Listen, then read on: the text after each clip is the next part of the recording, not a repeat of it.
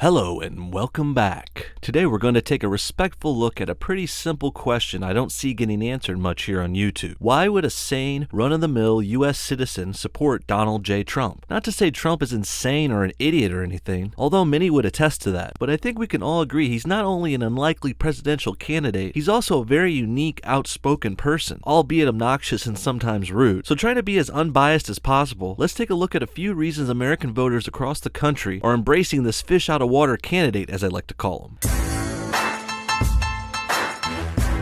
First, let's get the easy reason out of the way. Diehard Republicans stick with their party for life. These voters can never even consider voting Democrat. That's blasphemy. A lot of these people came to the party in the 80s. Reagan is their conservative god. And even though we've seen a few politicians like McCain and Paul Ryan denounce Trump, that's not enough to keep these precious base voters from supporting the Republican candidate. No matter how off color the guy on the ballot is, these Republicans are voting red on November 8th.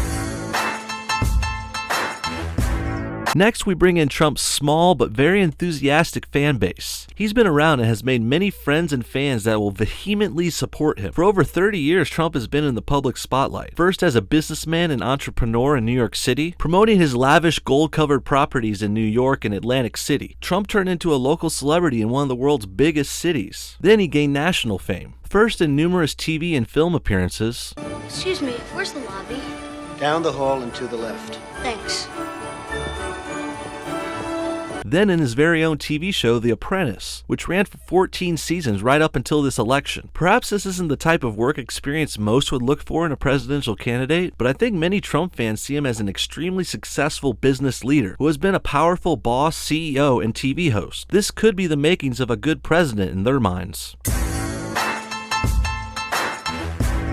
Like Trump, Hillary and the Clintons have been around the public eye for many years. Between Bill's 8 years as president in the 90s to Hillary's following political career as senator and then Secretary of State, both have been around the block and have made many enemies along the way. And back in the present, Hillary has her fair share of new haters too. People who question her credibility, think she's a liar or a flip-flopper. And I'm sure some people won't vote for her just because she's a woman, but that's probably balanced out by the people who are voting for her because of vagina. These Hillary haters are likely to not only opt out of voting for her, but they'll also vote for anyone who opposes her, just to keep her out of office.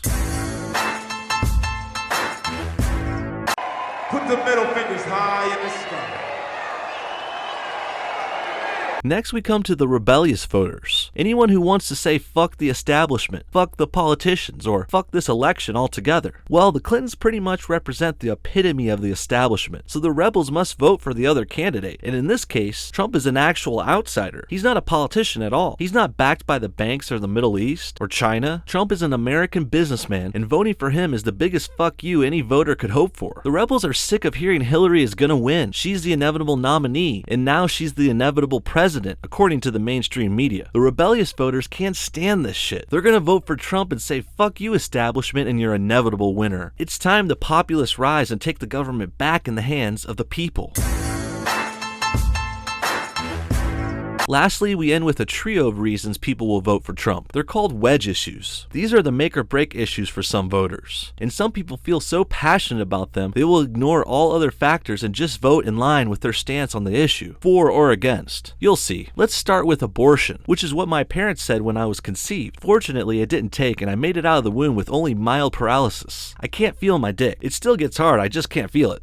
Anyways, abortions. People who are against them are likely to vote Republican and Trump. Next is gun control. Republicans like their guns more than Trump likes his bottle of spray tan. Democrats hate guns, and Hillary will surely legislate against gun owners' interests. Voting Republican is a must for all the shooters, hunters, and NRA members out there. Last, we have the biggin, immigration. It seems so long ago when Trump championed his "let's have Mexico pay for the wall" idea, which intrigued many voters who have not forgotten it. Anyone who's anti-immigration remembers and surely will vote Trump. Anyone who's lost a job or a business to cheaper immigrant labor will vote for Trump. He's the anti-immigration, let's build a wall candidate. Well, that's about it for today's video. There are more reasons and wedge issues out there, but that's the gist of it. If you have any more you want to add, please comment below. I'm always reading them, and I'll even comment back when I can. Thanks again for watching, everybody.